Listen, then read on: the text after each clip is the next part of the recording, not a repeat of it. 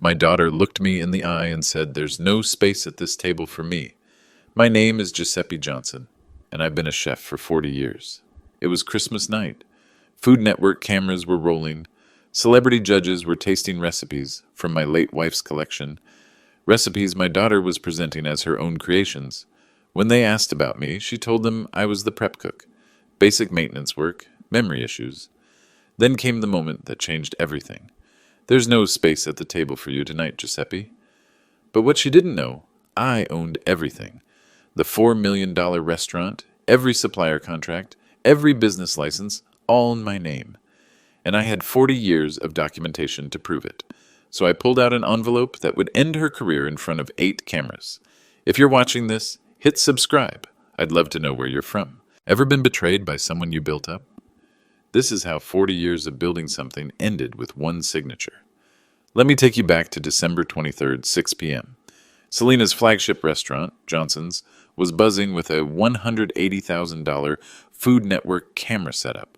Christmas special. Her biggest break yet. I'd been working in that kitchen since 6 a.m., prepping for what Selena called her moment. Same hands that taught her to hold a knife. Same recipes I perfected after my wife Maria died 8 years ago. The camera crew arrived at 5:30. I watched Selena transform into someone I didn't recognize.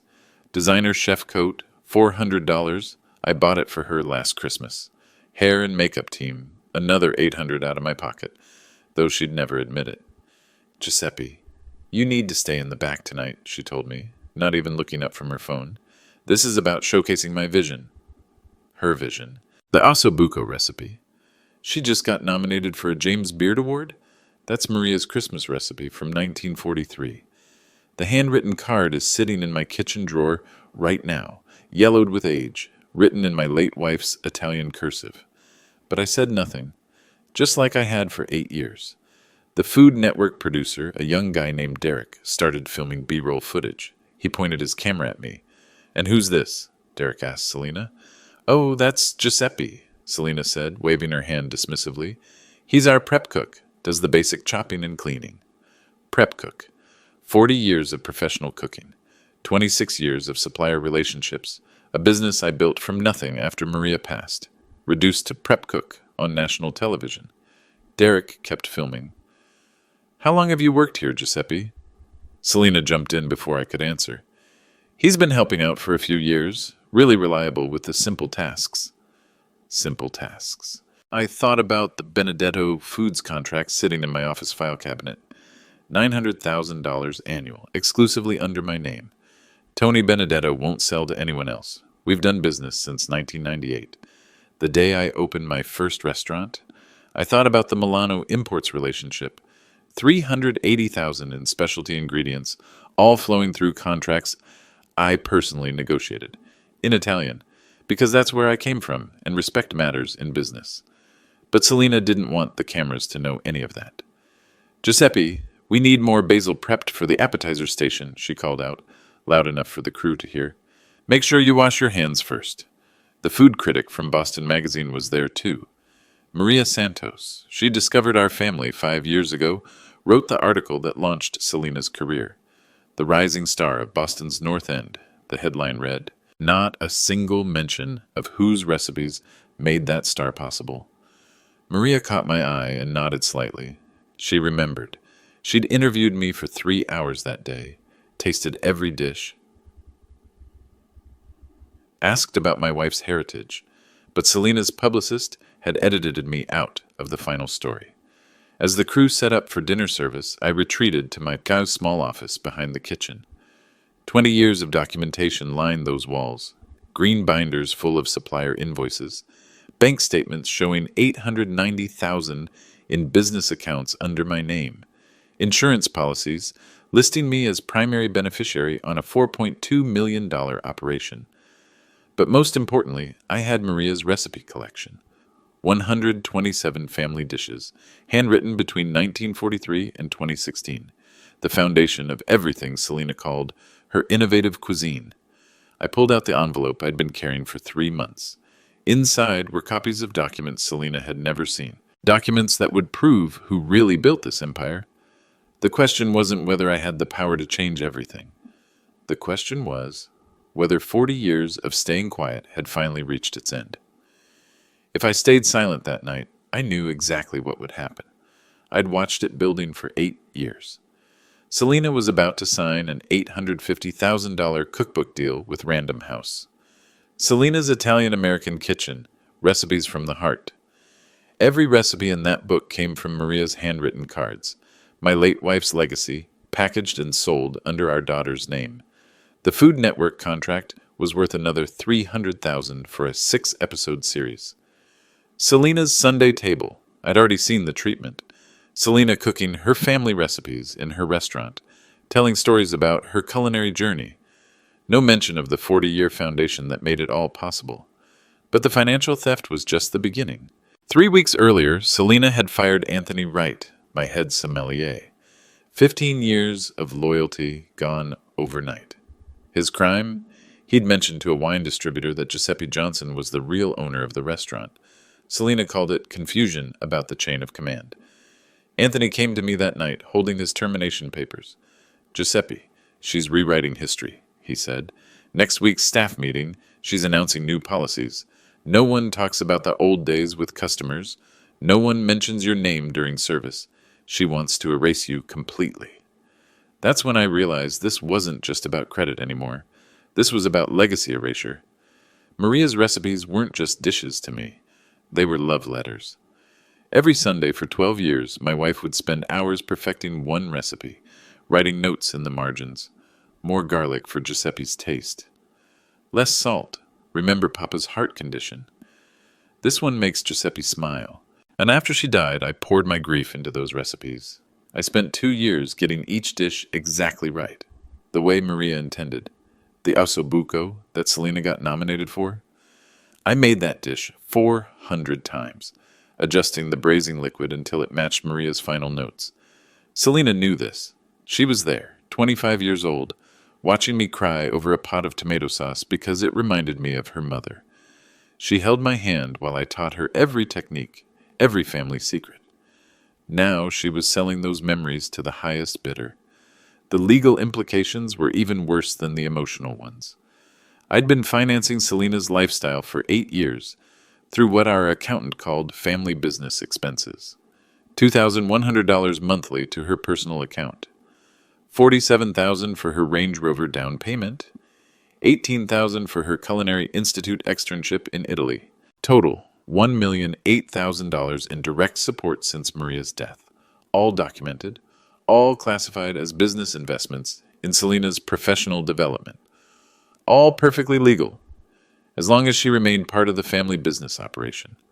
But if Selena continued distancing herself from the family foundation, those payments became personal gifts, taxable gifts. The IRS was very specific about family business relationships versus personal support. Selena had no idea she owed $320,000 in back taxes on what she'd been treating as free money. Then there was the supplier situation. Tony Benedetto had called me twice that week. "Giuseppe, I'm getting strange requests from your daughter," he said. "She wants to renegotiate our contract under her name. Wants all future deliveries addressed to Selena Johnson, not Giuseppe Johnson. I told her I only do business with you. 26 years, your word is gold, but she's pushing hard. And if Selena succeeded in transferring those supplier relationships, she'd own the operational foundation of the business. I'd become financially dependent on her goodwill.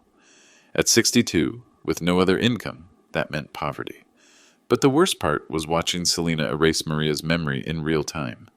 Last month, a food blogger asked Selena about her inspiration for the Christmas menu. Selena talked about finding her authentic voice and breaking free from traditional constraints. She never mentioned Maria once. Maria, who spent every December testing holiday recipes. Maria, who wrote detailed notes about which spices worked best in winter dishes. Maria, who made me promise to keep her recipes alive after she was gone. "Don't let them forget where this came from, Giuseppe," she said 3 days before the cancer took her.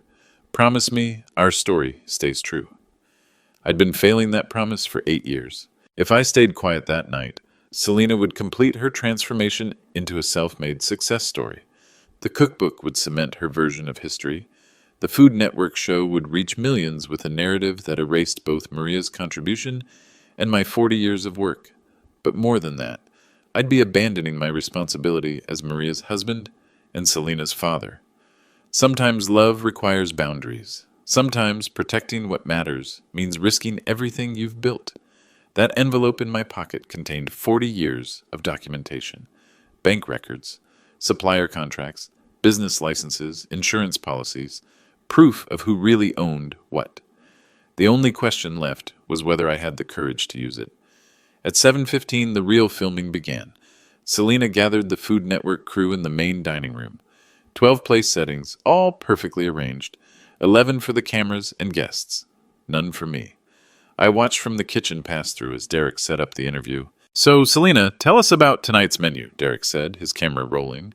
"These are your signature holiday dishes?" "Absolutely," Selena replied, her voice smooth and confident.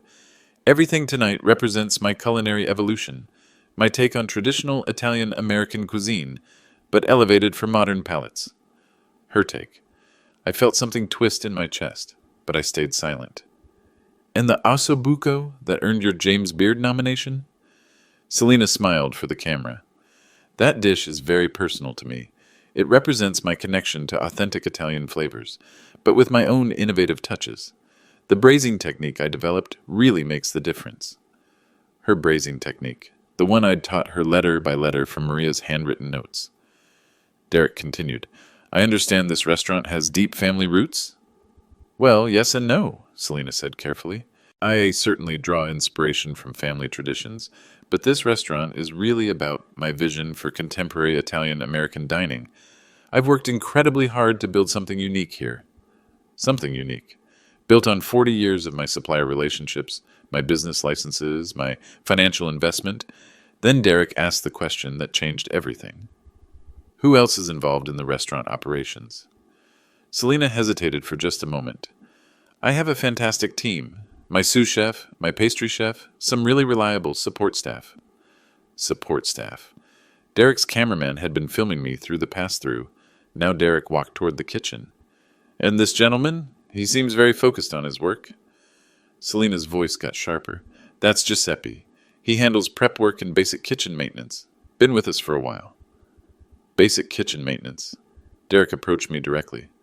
"Giuseppe, how do you enjoy working with Selena?" I looked at my daughter. 40 years of teaching her everything I knew, 8 years of funding her dreams, 26 years of building the supplier relationships that kept her restaurants running. "I enjoy supporting the family business," I said carefully. Selena stepped between Derek and me. "Giuseppe, we need you to focus on prep right now. The appetizer course goes out in 20 minutes. She was dismissing me, on camera, in the business I built. "Of course," I said quietly. "Whatever you need." But as I turned back toward the prep station, Derek kept filming. "Giuseppe, have you been cooking professionally for long?" Selena's jaw tightened. "Derek, maybe we should focus on tonight's menu instead? Giuseppe's more comfortable with kitchen work than interviews." "More comfortable?" Like I was some shy employee instead of the man who taught her how to brunoise vegetables. "Actually," I said, meeting Derek's camera, "I've been cooking for 40 years. Started my first restaurant in 1998. Selena's face went pale. "Giuseppe, we really need those appetizers." "My restaurant?" Derek asked, his interest clearly piqued. "This restaurant," I said simply. "I opened Johnson's in March of 1998. The kitchen went completely silent. Even the dishwashers stopped working. Selena forced a laugh. "Giuseppe likes to joke sometimes. Language barrier, you know. What he means is he's been working in restaurants for 40 years. He's been very helpful here." Language barrier. I'd been speaking perfect English since I arrived in America in 1978, longer than Selena had been alive. Derek looked confused. "So you're not the owner?" Selena stepped forward quickly. "I'm the owner and executive chef. Giuseppe is part of our kitchen team. Very valuable, but he sometimes gets confused about the business structure." Confused? The envelope in my pocket felt heavier. "I'm not confused," I said quietly. "Would you like to see the business license?" Selena's voice got sharp and fast. "Giuseppe, please. You're embarrassing yourself. Derek, I apologize. Sometimes our older staff members get a little mixed up about their roles." "Older staff members." Derek looked between Selena and me, clearly sensing tension but not understanding it. Maybe we should continue the interview in the dining room, Selena said, her hand on Derek's arm. Giuseppe, please finish the antipasto prep, and try to keep the noise down back here during filming. Keep the noise down. In the kitchen I'd designed, using equipment I'd purchased, following recipes I'd perfected for 8 years. As Selena led Derek away, I heard her voice carrying from the dining room. I'm sorry about that. Giuseppe's been struggling a bit lately. Memory issues, you know. We keep him on because we care about our people, but he gets confused about his position here. Memory issues. I looked around the kitchen that had been my life for 26 years. The copper pasta pots Maria and I had bought for our first anniversary. The knife set I'd given Selena for culinary school graduation. The recipe cards in my handwriting taped above every station. My position here. I pulled out my phone and sent a quick text to Anthony Wright. Can you come to the restaurant? Tonight. Bring the green binder from my office. Then I sent another text to Tony Benedetto. Are you available for a phone call? It's about the contracts. Selena wanted to treat me like confused kitchen help. She was about to learn exactly who owned what. But I wasn't going to embarrass her on camera. Not yet. I was going to let her finish digging her own grave first. While Selena continued her interview, I retreated to my small office behind the kitchen.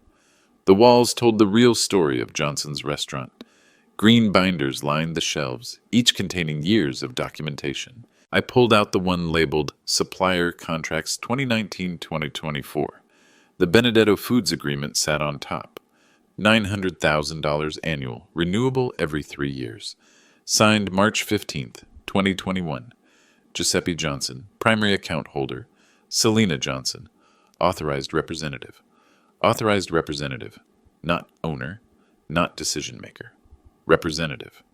Tony Benedetto had been clear when we structured this contract. Giuseppe, I do business with you. Your reputation, your word. If anything happens to you, we renegotiate. But as long as you're alive and operational, this contract stays in your name. I flipped through the other agreements. Marino Seafood, $540,000 annually. Milano Imports, $380,000. DeMarco Wine Distributors, $220,000. Every major supplier, every critical relationship, all flowing through contracts, bearing my signature. Total annual purchasing power, $2.08 million. Without these suppliers, Selena's restaurants couldn't operate for a week. My phone buzzed. Text from Tony Benedetto. Giuseppe, good to hear from you. What's going on with the contract situation? Selena called earlier wanting to discuss transitioning primary account status. I told her I need to talk with you first. I typed back, can you call me in 10 minutes? It's important. Another text arrived from Anthony Wright. On my way. Should I bring the business license folder too? Yes, I replied, especially the original from 1998. I opened the desk drawer and pulled out the documents I'd been carrying for 3 months. Copies of everything Selena had never seen, never asked about, never bothered to understand. The original business license from Boston City Hall, dated March 15th, 1998. Giuseppe Johnson, sole proprietor.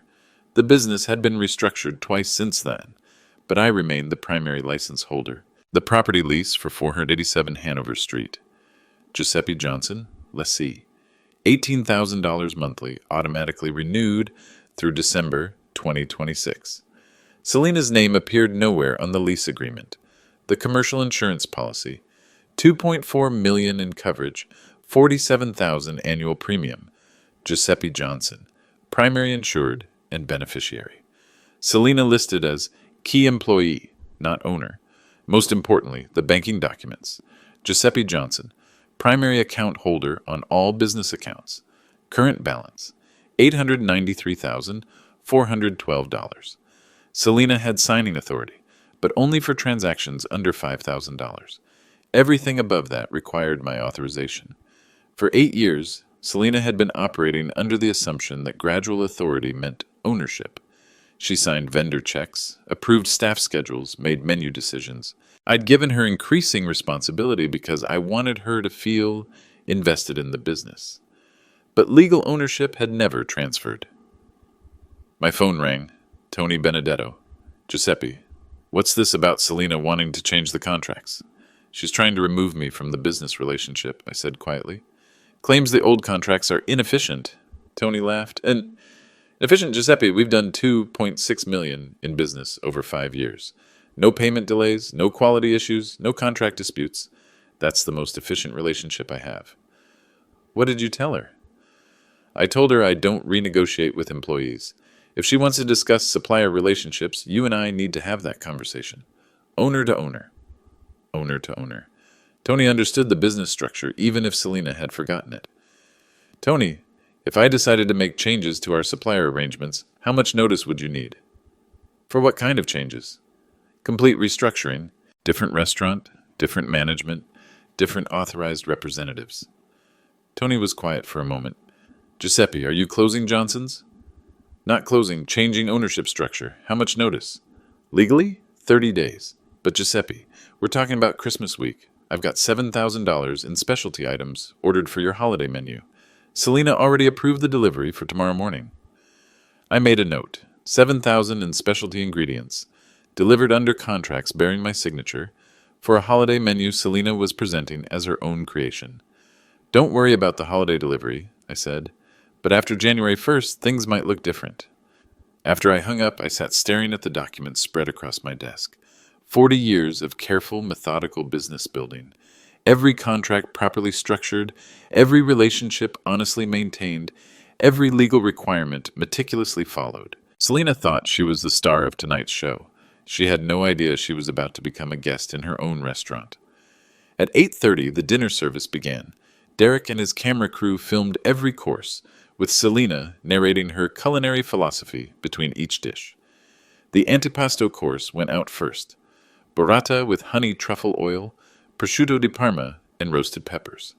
I'd been making this exact combination since 1999.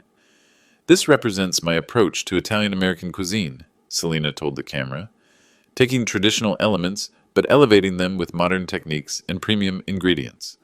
Premium ingredients sourced through my contracts with Milano Imports. Techniques I'd taught her step by step. The second course was worse. Handmade pappardelle with wild boar ragu.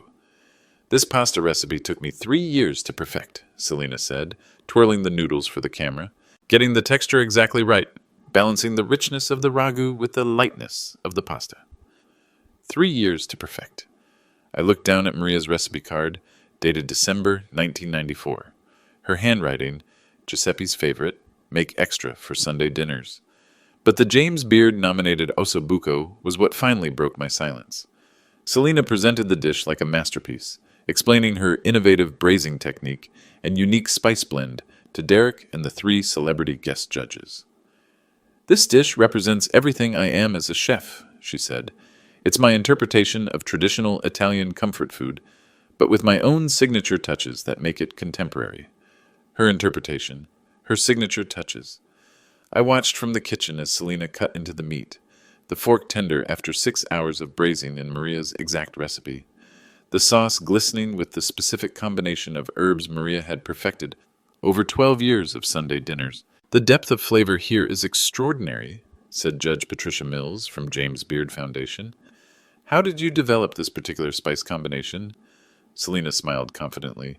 It came from years of experimentation. I wanted to honor traditional flavors while creating something uniquely mine. The key is the timing. When you add each component matters enormously. The timing. Maria's recipe card specified exactly when to add each spice, down to the minute. Notes written in her careful Italian cursive, refined through decades of family dinners. And the braising liquid? Asked Judge Robert Chen from Food and Wine magazine. That's my secret, Selina laughed. Let's just say it took a lot of trial and error to get it right. Trial and error. I still had Maria's original notes, including the crossed-out attempts and her final perfect proportions. Derek turned his camera toward the kitchen. Giuseppe, you've been working on this dish all day. What do you think of Selina's technique? Selina's head snapped up. She started to speak, but Derek was focused on me. It's a very old recipe, I said carefully. Very traditional technique. Giuseppe, Selina said sharply, focus on cleaning up the prep stations, please. But Derek kept the camera rolling. Traditional how? Is this a family recipe? Selina stepped between the camera and me again. Derek, Giuseppe doesn't really understand the creative process. He just follows the prep lists I give him. Just follows prep lists. Judge Patricia Mills looked curious. I'm sorry, what was your name again? Giuseppe Johnson, I said clearly. Johnson, like the restaurant name? Selina forced another laugh. Coincidence. Giuseppe's last name happened to match what I wanted to call the restaurant. Pure luck.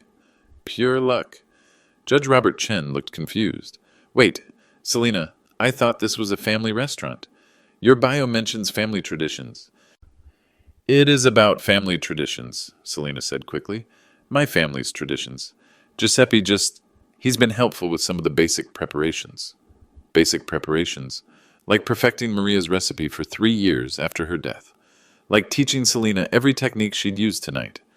Actually, Judge Patricia said, Giuseppe, how long have you been cooking? 40 years, I said. I started my first restaurant in 1998. Selina's face went red. Giuseppe, you're confused again. Please go check on the dessert station. But Patricia Mills was a professional food writer. She recognized something was wrong. I'm sorry, Selina, but I'm confused now too. Giuseppe says he started a restaurant in 1998. This restaurant opened in 1998. Are you telling me that's a coincidence? The entire dining room went quiet. 8 Food Network cameras captured every second. Selina looked directly at me, her voice cold and deliberate. Giuseppe has some memory issues. He gets confused about his role here. He's been a kitchen worker for many years, but he sometimes imagines he's more important than he actually is. Memory issues. Imagines he's more important. In front of 3 James Beard judges, in front of Food Network cameras, in front of the media critic who'd originally discovered our family. That's when Maria Santos, the food writer from Boston Magazine, spoke up. Actually, Selina, I interviewed Giuseppe extensively when I wrote about this restaurant in 2019. He was very clear about the restaurant's history and his family recipes. Selina's smile became frozen. Maria, you know how these things work. Sometimes sources get confused about their contributions. Sources get confused. She was calling me a confused source. In the business I built, using recipes from my dead wife's collection. Derek looked between Selina and me, clearly sensing a story bigger than a simple cooking show. Giuseppe, Derek said, can you tell us about your role in this restaurant? Selina cut me off before I could answer. Derek, I really think we should focus on the food tonight. Giuseppe isn't comfortable with interviews, and honestly, this is getting uncomfortable for everyone. Then she looked directly at me, her voice sharp enough to cut glass. Giuseppe, there's no space at this table for you tonight. This is about my achievements, my restaurant, my future. Maybe you should go home early. No space at this table. 8 Food Network cameras recorded those words. 3 James Beard judges heard them. Maria Santos, who knew our real story, sat in stunned silence. My own daughter, telling me to leave the restaurant I built, on camera, in front of the industry that had respected my work for 40 years. That's when I reached into my pocket and pulled out the envelope. Actually, Selina, I said quietly, I think there might be some confusion about whose table this is. The silence in that dining room was absolute. 8 cameras rolling, capturing every face, every breath. Derek lowered his handheld camera, but kept it recording. Professional instincts told him something major was happening. I'm sorry, Giuseppe, what did you say? Judge Patricia Mills asked. Selina's voice was sharp with warning. Giuseppe, please don't embarrass yourself further. I opened the envelope slowly, deliberately. 40 years of documentation. Every piece legally notarized, properly filed, meticulously maintained. I said there might be confusion about whose table this is, I repeated, my voice calm and clear. Because this is my restaurant. Selina laughed, but it sounded forced. Derek, I'm so sorry about this. Giuseppe has been having some difficulties lately. Delusions about ownership. We've been trying to help him, but this is the original business license, I said, pulling out the first document. Giuseppe Johnson, sole proprietor, filed March 15th, 1998 with Boston City Hall. I placed it on the table where everyone could see it. Derek's camera zoomed in on the document. The official seal was clearly visible. This is the current business license, I continued, producing a second paper.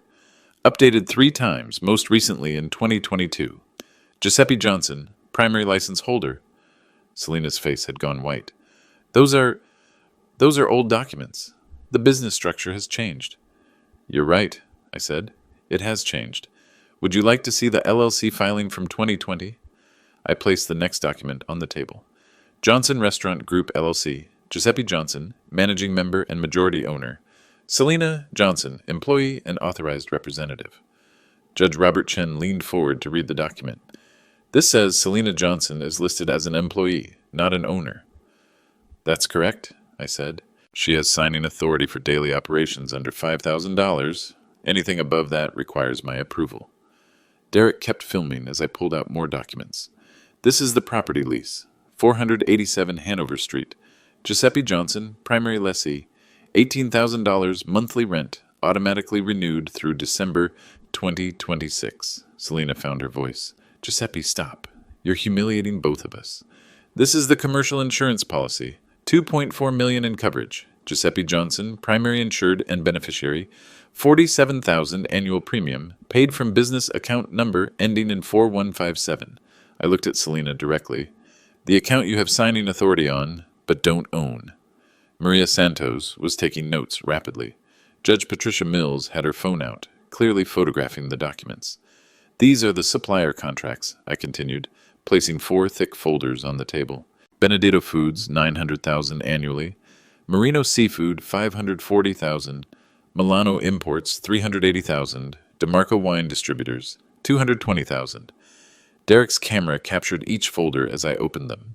Every contract bears my signature as primary account holder. Selena is listed as authorized representative only. Without my approval, these suppliers won't deliver a single ingredient. The room was dead silent, except for the soft whir of camera equipment. And these, I said, pulling out Maria's recipe collection, are the recipes Selena has been calling her own creations. I opened to the ossobuco recipe card. Maria's handwriting was clearly visible, dated December 19th, 94. This is my late wife's original recipe for Christmas ossobuco, written in her hand 30 years ago. The recipe Selena just got nominated for a James Beard Award. Judge Patricia Mills stood up to examine the recipe card more closely. This is definitely decades old. The paper, the ink, the handwriting style. There are 127 recipes in this collection, I continued, all written by Maria Johnson between 1943 and 2016. Every dish Selena serves in this restaurant came from these cards. Selena's voice was barely a whisper. Giuseppe, please stop. This is the bank statement from our primary business account, I said, placing the final document on the table. Giuseppe Johnson, primary account holder. Current balance, $893,412. Derek moved his camera to capture the bank statement. The numbers were clearly visible. Selena has been taking a salary of $4,800 monthly from this account. She also receives what she calls business expenses, another $2,100 monthly for her personal account. Car payment, apartment rent, health insurance, all paid from business funds. Though I looked around the table at 8 stunned faces. Total compensation, $82,800 annually plus benefits. For an employee position in a restaurant she doesn't own, using recipes she didn't create, with suppliers she doesn't control. Judge Robert Chen was photographing documents with his phone. This is extraordinary. Selena, were you not aware of these ownership structures? Selena's mouth opened and closed, but no words came out. Derek stepped closer with his camera. Giuseppe, why are you sharing this information now? Because 40 years of building something means it should survive honestly, I said. My wife Maria died 8 years ago. I promised her I'd keep her recipes alive, keep her memory honored. I thought helping Selena succeed was the right way to do that. I gestured toward the cameras. But having my contributions erased, my wife's legacy stolen, my own work dismissed as confused kitchen help, that's not honoring anything. Maria Santos had stopped taking notes. She was staring at Selena with something approaching disgust. Selena, Patricia Mills said quietly, how do you explain this? Selena looked around the room desperately. It's complicated. Giuseppe is technically the legal owner, yes, but I've been running the creative and operational side for years. I've built the reputation, the brand, the customer base. Using whose recipes? I asked gently. Using family recipes, yes, but I've developed them, refined them, made them my own. Like the ossobuco that earned your James Beard nomination? Selena's voice got smaller. I I perfected that dish through years of testing. I opened Maria's recipe folder to another card. This is Maria's note from December 20th, 1994. She writes, Giuseppe loves this version best. Use less garlic, more rosemary. Perfect for Christmas dinner. I turned to another card. December 15th, 1995. Giuseppe says the sauce needs more wine. He's right. This is the final version. I looked at Selena. Your grandmother spent 12 years perfecting that recipe. I spent 3 years after she died, getting it exactly right according to her notes. You spent 0 years creating it. The Food Network cameras captured every word, every facial expression, every moment of realization. Derek asked the question everyone was thinking. Selena, what happens now? Selena looked at me with something between desperation and anger. Giuseppe, we can work this out privately. We don't need to air family business on camera. You made it public business when you erased me from the story, I said calmly. When you called me confused kitchen help. When you told national television there was no space at this table for me. I gathered the documents back into the envelope. But you're right about one thing. We can work this out, just not the way you think. I pulled out one final document from the envelope, a single sheet of paper I'd been carrying for 3 months. This is a business relationship termination letter, I announced to the room, prepared by my attorney in September, just in case this day ever came. Selena's eyes went wide. Giuseppe, what are you doing? Derek kept his camera focused on me as I placed the document on the table where everyone could read it. Effective immediately, Selena Johnson's employment with Johnson Restaurant Group LLC is terminated. Her authorized representative status with all suppliers is revoked. Her access to business accounts is suspended. Her signing authority is canceled. Judge Patricia Mills read over my shoulder. This is a formal employment termination notice.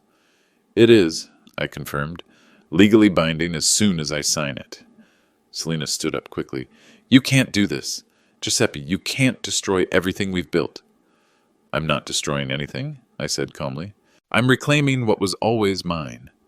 I pulled out a pen from my jacket pocket, the same Mont Blanc pen Maria had given me for our 20th anniversary, the one I'd used to sign every important document for the past 15 years. Giuseppe, please, Selena said, her voice breaking. We can fix this. We can restructure the business properly. Give me credit for what I've contributed. I paused, pen hovering over the signature line. What have you contributed, Selena? The question hung in the air. 8 cameras captured her struggle to answer. I've built the brand, the reputation, the customer base. Using whose recipes? Family recipes, but whose supplier relationships? Yours, but I've maintained them. Whose business license? Giuseppe, please. Whose money funded this restaurant for 8 years? Selena's voice got desperate. You're my father. That's what fathers do. They support their children's dreams. I looked at her for a long moment. Yes, that's what fathers do. But what do daughters do? Do they honor that support? Do they acknowledge the foundation they're standing on? Do they respect the people who made their success possible? Derek's camera captured the tear rolling down Selena's cheek. Or do they erase their father's contributions and call him confused kitchen help on national television? I signed the document with slow, deliberate strokes. Giuseppe Johnson, the signature that had built this empire, the signature that was now ending Selena's role in it. Judge Robert Chen spoke softly. What happens to the restaurant now? I folded the termination letter and handed it to Selena. The restaurant continues, under proper management, with honest attribution, and with respect for the people who created it. Selena stared at the paper in her hands. Giuseppe, I have nowhere else to go. This is my entire career. You're a trained chef, I said gently. You have skills. You can build something of your own, honestly, this time. But you can't build it here, on my foundation, using my wife's recipes, while pretending I don't exist. Derek stepped closer with his camera. Giuseppe, what's your plan for Johnson's moving forward? I looked around the dining room, the space Maria and I had designed together, the tables where we'd hosted hundreds of family celebrations, the kitchen where I'd taught Selena everything she knew. I'm reopening as Maria's Kitchen, I said, honoring my wife's memory properly, using her recipes with full attribution, employing people who understand the difference between collaboration and theft. Anthony Wright appeared in the dining room doorway carrying the green binder I'd requested. He'd been waiting in the parking lot for my text. "Anthony," I called out, "would you like your job back?" Anthony looked at Selena, then at me, then at the Food Network cameras capturing everything. "Yes, sir, Mr. Johnson. It would be an honor." Selena's voice was barely audible. "What about the Food Network contract? The cookbook deal?" I turned to Derek. "The contracts are in Selena's name, correct?" Derek nodded. "Yes, with Selena, Johnson, and Johnson's restaurant." "Then they're null and void," I said simply. "Selena Johnson no longer works for Johnson's restaurant, and Johnson's restaurant will be closing for restructuring in January." Judge Patricia Mills was still taking notes. "This is unprecedented. I've never seen ownership revealed this way." "Giuseppe," Selena said, her voice hollow, "I need to get my things from the office." "Of course. Anthony will escort you. Take your personal items. Everything else stays." Selena looked around the room one more time. The restaurant she'd thought was hers. The success she'd believed she'd earned. The recognition that was about to evaporate. "I'm sorry," she whispered. I nodded. "I know you are. But sorry doesn't rebuild trust. Actions do." Derek kept his camera rolling as Selena walked toward the kitchen. 8 years of gradually increasing responsibility, ending with one signature on one piece of paper. "Giuseppe," Derek said, "any final thoughts for our viewers?" I looked directly into the camera. "Respect the people who build your foundation. Credit the hands that teach you. Honor the recipes that feed your success. And remember, ownership isn't about who gets the spotlight. It's about who signed the papers." The Food Network. Christmas Special had just become something entirely different. Within 48 hours, the story had exploded across every food industry publication in America. Derek's producer called me personally on Christmas morning. "Giuseppe, Food Network wants to scrap the original Christmas Special and do a documentary instead. The real story behind Johnson's restaurant. Are you interested?" I declined. Maria would have wanted dignity, not drama. But the consequences for Selena were immediate and devastating. Random House canceled the cookbook deal on December 26th. Their legal department cited misrepresentation of intellectual property ownership and failure to disclose recipe sources. $850,000 gone. The James Beard Foundation withdrew Selena's nomination on December 28th. Upon review of new information regarding recipe attribution, we cannot in good conscience maintain this nomination. Their statement was diplomatic but clear. Selena's social media following, built on her self-made chef brand, collapsed overnight. Food bloggers and industry insiders shared Derek's footage relentlessly. The hashtag recipe theft trended for 3 days, but the professional consequences were nothing compared to the supplier response. Tony Benedito called me on December 29th. "Giuseppe, I'm getting calls from other restaurant owners. They want to know if their suppliers have proper documentation. You've started something big here." He was right. Food and Wine magazine ran a feature called "Who Really Owns That Recipe?", highlighting the importance of properly crediting culinary contributions. 3 other Boston restaurants quietly restructured their ownership agreements after lawyers reviewed their supplier contracts. Maria Santos wrote a follow-up piece for Boston Magazine, "The Hidden Foundations of Restaurant Success." She interviewed 12 established chefs about family recipe attribution and business ownership transparency. The article won a James Beard Media Award 4 months later. Anthony Wright proved invaluable during the transition. "Mr. Johnson, I kept copies of everything," he told me on New Year's Day.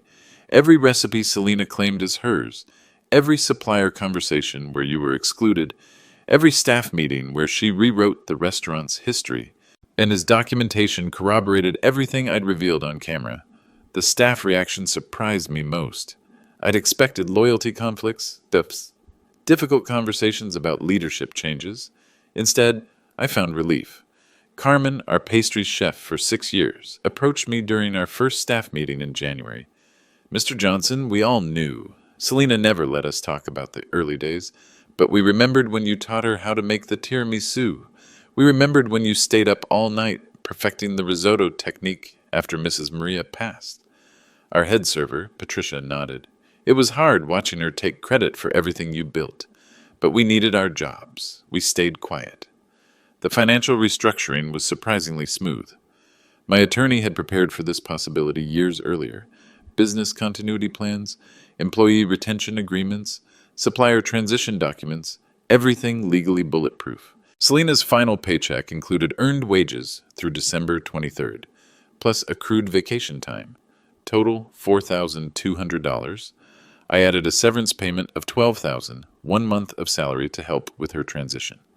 She didn't thank me, but she didn't fight the termination either.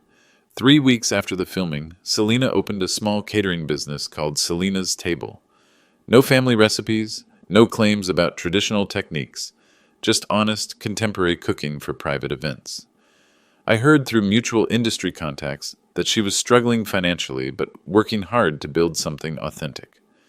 Good. That's how success should start. The reopening of Maria's kitchen was scheduled for February 14th, Valentine's Day. Maria would have loved the symbolism. I hired a new executive chef, James Mitchell, a culinary school graduate with tremendous respect for traditional techniques. "Mr. Johnson, I want to learn these family recipes properly," he told me during his interview. "Not to copy them, but to understand them, to honor where they came from." Perfect answer.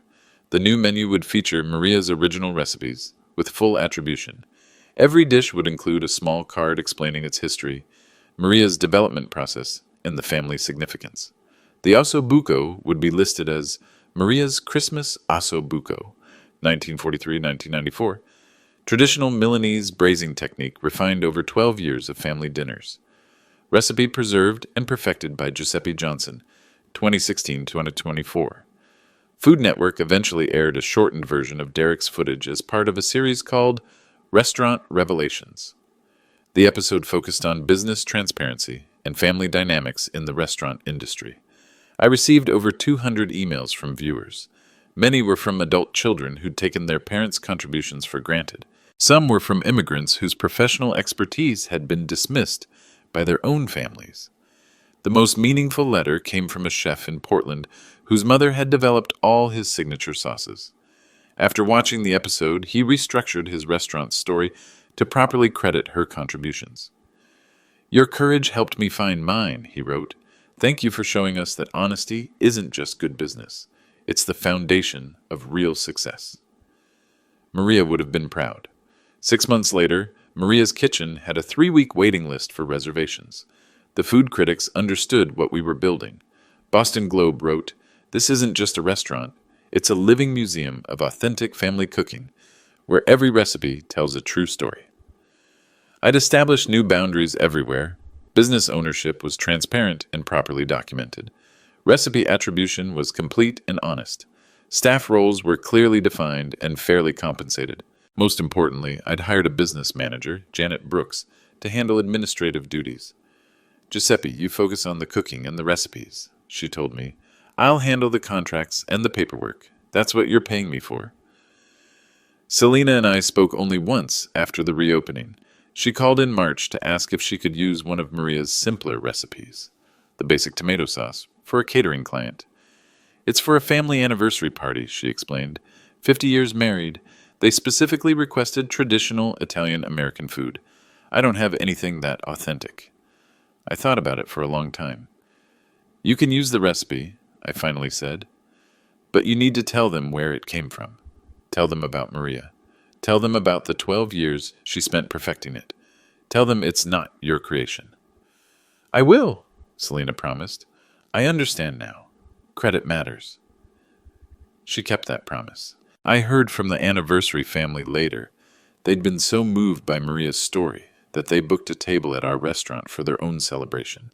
That's when I knew the boundaries were working. These days, I spend mornings in the kitchen teaching James our family techniques, afternoons reviewing supplier relationships and business operations, evenings in my office carefully documenting everything for future generations. Because legacy isn't just about what you build. It's about how honestly you preserve it. The envelope that changed everything now sits in a frame on my office wall. Next to it, Maria's wedding photo and her original recipe for Christmas ossobuco. Reminders that some things are worth protecting.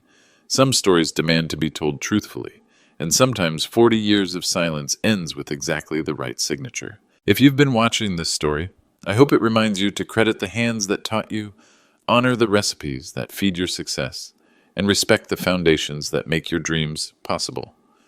Let me know in the comments where you're watching from and whether you've ever had to fight for proper recognition of your contributions, because everyone deserves space at the table they helped build.